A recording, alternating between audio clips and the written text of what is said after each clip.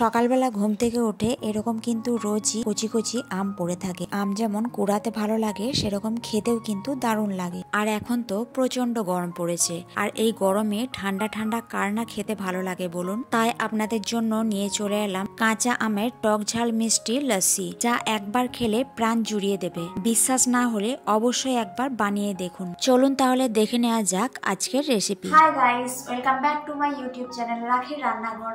আমি রাখি, তো আবার নিয়ে চলে এলাম আপনাদের জন্য নতুন একটা ভিডিও। নানা ধরনের রেসিপি দেখার জন্য চ্যানেলটা অবশ্যই সাবস্ক্রাইব করে নেবেন, আর ভিডিওটা ভালো লেগে থাকলে লাইক কমেন্ট শেয়ার করবেন। তাহলে আজকের রেসিপি শুরু করা যাক।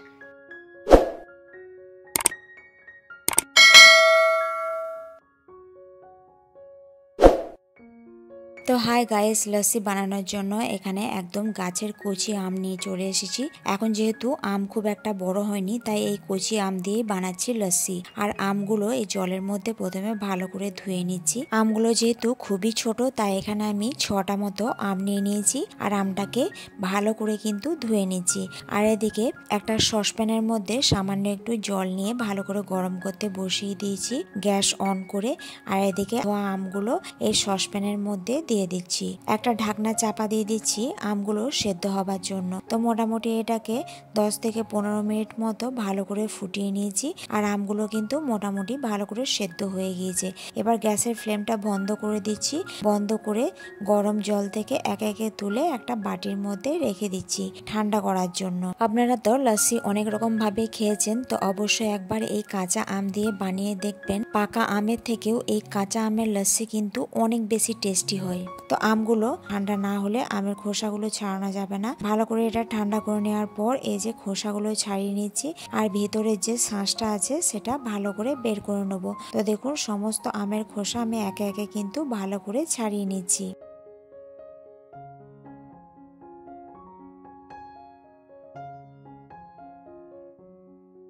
এবার আমের শাঁসটা ভালো করে চটকে কিন্তু আমি হাতের মধ্যে চটকে কিন্তু বের করে নিচ্ছি।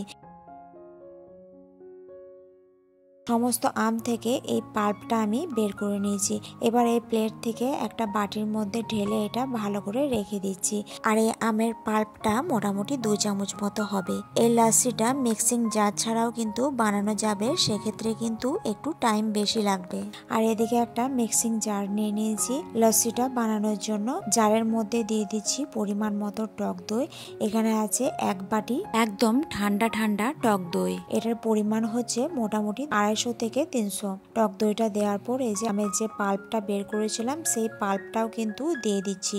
আর এই গরমে ঠান্ডা ঠান্ডা কিছু ভালো খেতে ইচ্ছা করলে এরকম কিন্তু সহজেই ঝটফট বানিয়ে নেওয়া যায়। আর এই লস্যিটা খেতে কিন্তু দারুণই টেস্টি হয়। যারা লস্যি খেতে পছন্দ করেন না, তাদের এই কাঁচা আমের লস্যিটা কিন্তু অবশ্যই পছন্দ হবে। তো দেখুন, এখানে আমের পাল্পটা দিয়ে দিয়েছি 2 চামচ মতো। আর এখানে পরিমাণ মতো চিনি দিয়ে দিয়েছি মোটামুটি 4 চামচ মতো। আর এখানে ঝালের জন্য 2টো কাঁচা লঙ্কা দিচ্ছি।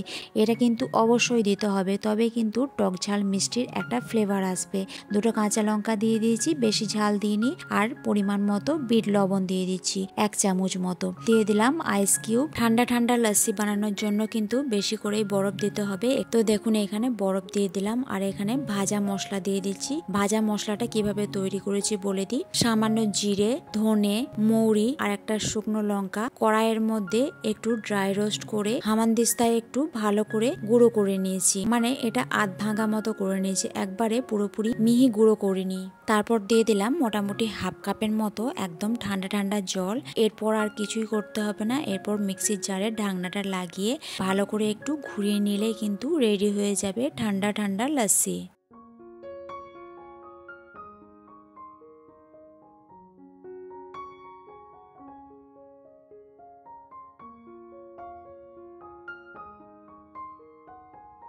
তো দেখুন, 2টো গ্লাস নিয়ে নিয়েছি। গ্লাসের মধ্যে আইস কিউব দিয়ে দিচ্ছি।